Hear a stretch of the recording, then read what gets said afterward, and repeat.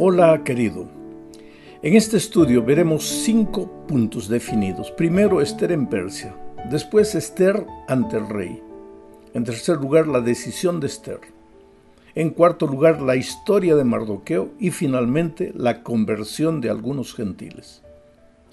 Ahora, no olvidemos que el paño de fondo de todos estos estudios es el cumplimiento de la misión. Empecemos pues hablando de la reina Vasti.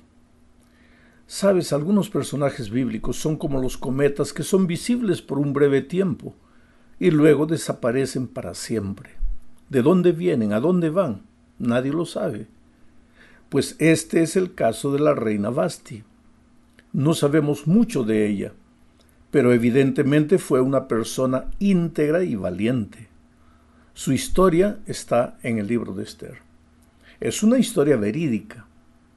Claro que hay gente hoy, y siempre ha habido, que ha querido sacar el libro de Ester de la Biblia argumentando que en él no se menciona a Dios. Pero en toda la historia, si tú lees detenidamente, vas a ver la mano invisible de Dios controlando y protegiendo a su pueblo. Bueno, después que los israelitas fueron llevados a Babilonia, el imperio babilónico fue conquistado por Persia y muchos judíos fueron dispersados por el mundo. Ester era una de las israelitas que se encontraba en el cautiverio de Persia. Sin embargo, el libro de Ester no empieza con ella, con Ester, sino con la reina Vasti. El rey Asuero era rey de Persia y su esposa, la reina, era Vasti. Este Asuero era hijo de Darío y nieto de Ciro, el persa. Los dos son mencionados en la Biblia. Asuero era el monarca más poderoso de su tiempo. Reinaba sobre 137 provincias. Un día, Asuero hizo un banquete para los príncipes y nobles de sus provincias. ¿Sabes que la fiesta duró 6 meses? Durante esa fiesta, él mostró las riquezas de su reino. Para finalizar, hizo otro banquete por 7 días sin parar en el patio del huerto del Palacio Real. Había comida, bebida para todos sin límite. Ahora, el último día de la fiesta, el rey mandó que viniera la reina Vasti con la corona para mostrar a sus invitados la belleza de su esposa. Fue una petición necia e imprudente de un hombre que estaba ebrio. Si el rey no hubiera estado borracho, creo que no le hubiera pedido eso jamás a la reina. Era vergonzoso para una mujer aparecer sin velo ante cualquier hombre que no fuera su marido. Ahora, hasta donde sabemos, Vasti no adoraba a Dios y por lo tanto era una rey pagana. Sin embargo, su convicción y su modestia son extraordinarios. Aquí hay una lección interesante. No se necesita ser cristiano para ser correcto. Pena que corrección no sea sinónimo de salvación. Bueno, Vasti defendió su honor como mujer y como reina. Rebajarse a exhibirse como una vulgar mujer no era digno de ella, de una reina. Entonces, pese a las consecuencias, prefirió arriesgarlo todo antes que exponerse. ¡Qué lección tremenda! A veces es necesario aprender a decir no a muchas cosas para defender tus principios. ¿Y qué sucedió entonces? El rey decidió destituir a Vasti. La despojó de sus honores como reina. La mujer Vasti fue echada del palacio y relegada a una celda en el harén real. Su negativa le costó todo, pero defendió su honor y su virtud. ¿Sabes? No siempre la defensa de la virtud y los principios tiene como recompensa la felicidad. Es una lección que necesitamos aprender. Bueno, a raíz de esta situación, entra Esther en el escenario. El rey, por consejo de sus sabios, decide hacer una especie de concurso de belleza para escoger a la nueva reina. Y Esther cae en gracia a los ojos del rey. Esther era una hija del pueblo de Dios y el rey era un rey pagano. Y si Dios le dio a Esther la oportunidad de llegar cerca del rey, sin duda ninguna, esta era también la oportunidad de presentar al rey pagano el mensaje de salvación. Quiere decir, Esther, de alguna manera, se presenta ahora como una misionera, una persona encargada de llevarle la palabra de Dios al rey pagano. Vamos a la segunda parte de este estudio. Aquí consideraremos la razón por la que Mardoqueo aconsejó a Esther que no revelara su nacionalidad al rey. Mardoqueo era tío de Esther.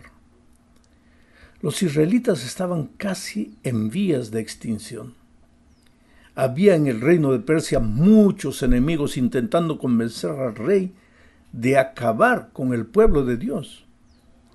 Entre ellos, entre esos enemigos, había un hombre llamado Amán. Eran días difíciles. Dios tenía un plan para su pueblo. El rey necesitaba conocer al Dios de Israel, pero el camino para llegar a ese objetivo era un camino de prudencia, de sensatez, de equilibrio. Si Esther revelara su nacionalidad al principio, pues se levantarían las barreras propias de la ignorancia. ¿Cuántas veces, por querer testificar entre aspas sin miedo, obstruimos la comunicación del Evangelio en lugar de favorecerlo? Dios nos aconseja ser mansos como la paloma, pero prudentes como la serpiente. El mejor camino para traer a alguien al conocimiento de la verdad bíblica es el camino de la amistad. La sierva del Señor dice que Jesús se acercaba de las personas como quien deseaba hacerles el bien. Les mostraba simpatía, les ayudaba en sus necesidades, se ganaba la confianza de ellas y finalmente les decía, sígueme. Las personas, querido, las personas no siguen a desconocidos, siguen a sus amigos. La exposición del Evangelio muchas veces requiere tiempo. Las personas primero deben simpatizar con los cristianos y a través de ellos se enamorarán de Jesús. Nadie quiere oír lo que un desconocido quiere decir, pero todos prestan atención a sus amigos. Así que Mardoqueo estaba correcto al aconsejar a Esther que al principio no se identificara como siendo de Israel. Si el rey debía oírla, primero ella tenía que conquistar su corazón. Y fue lo que sucedió. El rey llegó a amar a Esther. Piensa por otro lado en el caso de Jesús con la samaritana. Jesús, en este caso, no perdió tiempo para identificarse como judío delante de una samaritana. Judíos y samaritanos no se relacionaban bien, pero las circunstancias en aquella ocasión con la samaritana eran completamente diferentes. La mujer había ido al pozo a buscar agua. Entonces Jesús empezó a hablar con ella a partir de lo que a ella le interesaba, el agua.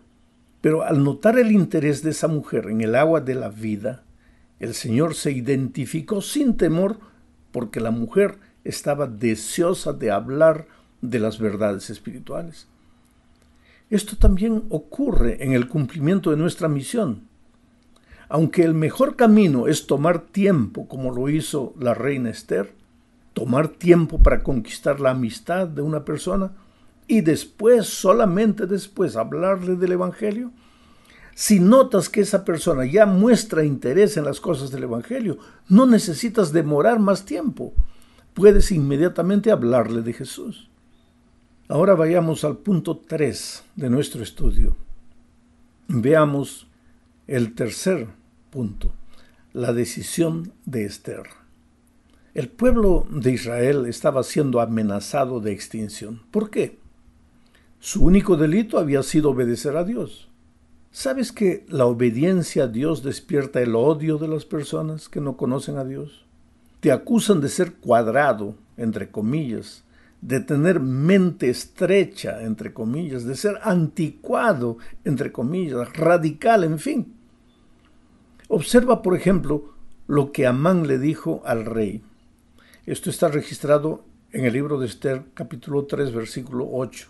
Dice así: Entonces Amán le dijo al rey Asuero: Hay en tu reino un pueblo que se ha esparcido y distribuido entre todos tus pueblos y provincias. Sus leyes son diferentes a las de todo el pueblo y no acatan las leyes del rey. En nada se beneficia el rey con dejarlos vivir. Interesante. Este versículo no es solo el registro de un hecho histórico, es también el anuncio profético de algo que vendrá en el futuro.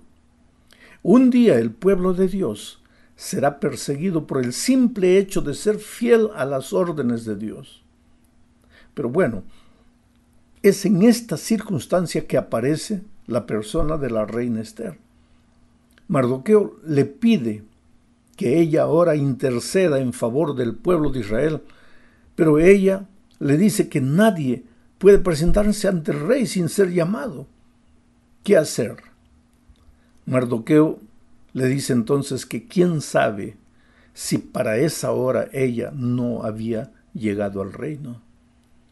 ¿Sabes cuál es la lección que aprendemos?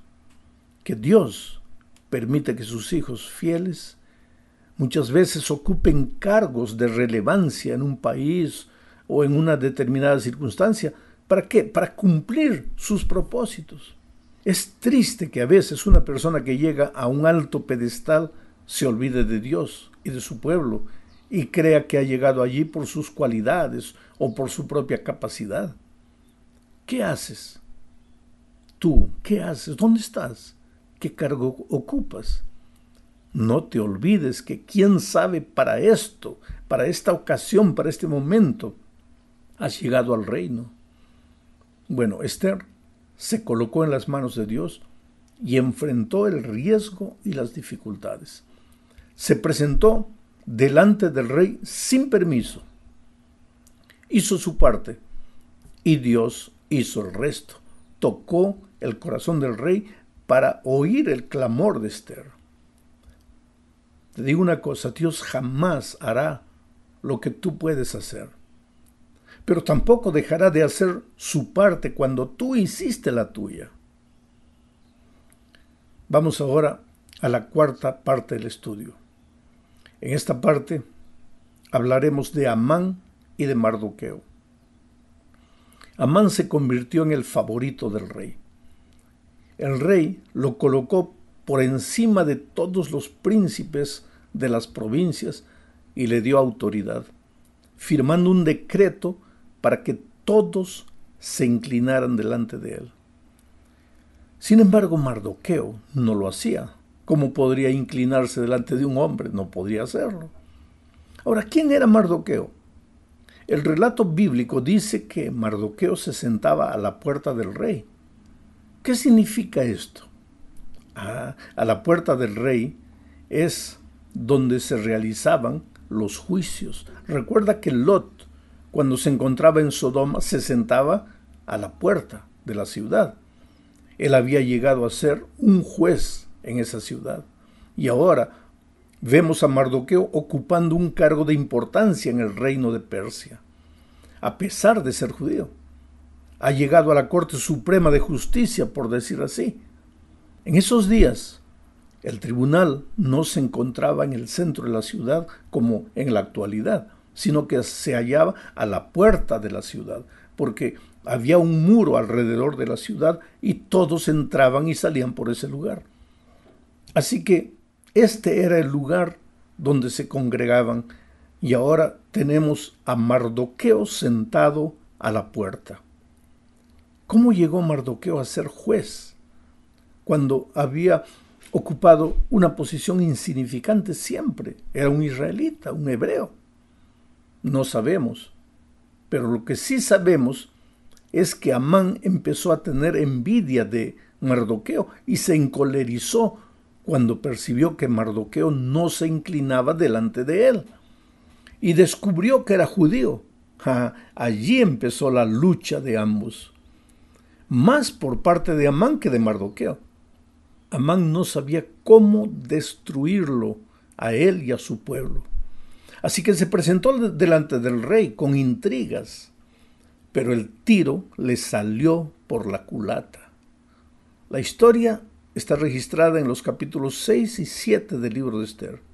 Yo no la voy a contar toda, ni voy a leer toda la historia por falta de tiempo, pero lo que importa es saber que en el tiempo del fin mucha gente que tiene poder en las manos lo usará para intentar destruir al pueblo de Dios.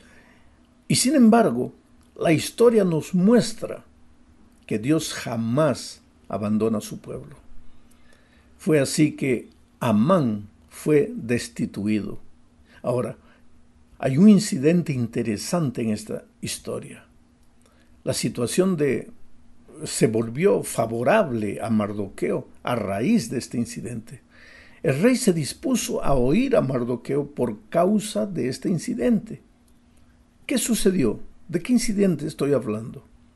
El relato está en Esther 6, 1 al 3. Voy a leer. Aquella misma noche, dice el texto, se le fue el sueño al rey y pidió que le llevaran el libro de las memorias y crónicas y que se las leyeran. Se encontró entonces escrito que Mardoqueo había denunciado el complot de Bigtán y de Teres, dos de los eunucos del rey y guardianes de la puerta, que habían hecho planes contra el rey Asuero. Y preguntó el rey, ¿qué honra o qué distinción se le hizo a Mardoqueo por este servicio? Y los servidores del rey, sus oficiales, respondieron, no se le ha hecho ninguna distinción. Aquí termina el texto.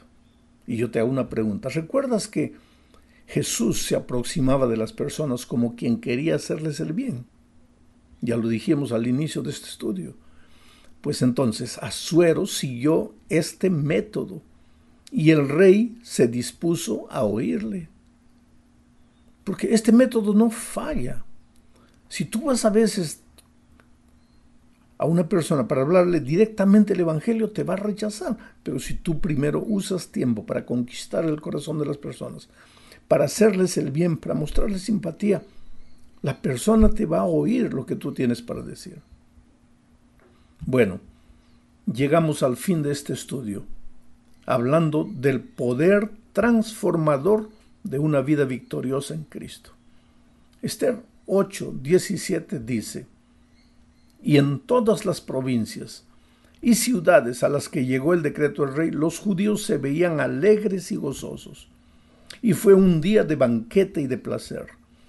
Y fue tal el temor que los judíos infundían que mucha gente de los pueblos del país se hizo judía.